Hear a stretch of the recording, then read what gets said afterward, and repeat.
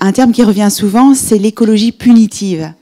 Or, s'il y a bien quelque chose qui me frappe en tant qu'écologiste, peut-être vous l'êtes aussi, mais aussi quand on regarde tout ce qui se passe au niveau des initiatives citoyennes, c'est le côté joyeux.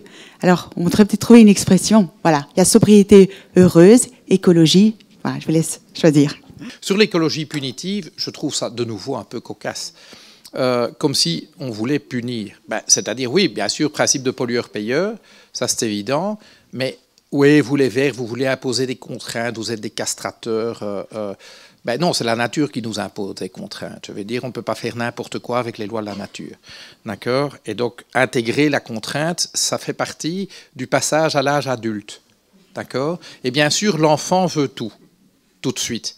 Mais nous invitons les chrétiens démocrates, les socialistes, les libéraux à entrer dans l'âge adulte et reconnaître que non, the sky is not the limit, que la nature nous impose des limites. Et d'ailleurs, sur le plan punitif, je trouve ça assez piquant que des gens qui nous taxent d'être punitifs n'hésitent pas à punir les travailleurs sans emploi, à punir les allocateurs sociaux, à punir les gens à qui on vend des voitures trafiquées avec des tests qui ne sont pas corrects et qui émettent beaucoup plus de CO2 ou de NOx qu'elles ne devraient, à vendre de la malbouffe.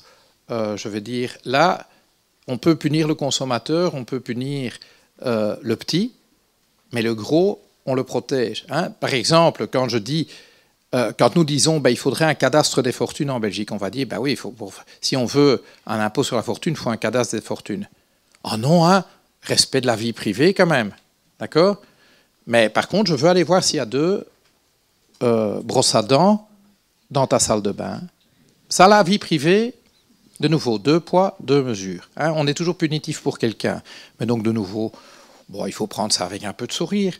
Ils font du football panique, ils ne savent plus quoi dire à notre sujet. Et donc, voilà, ils inventent le slogan du jour et ils croient que ça marche. Moi, je ne suis pas sûr.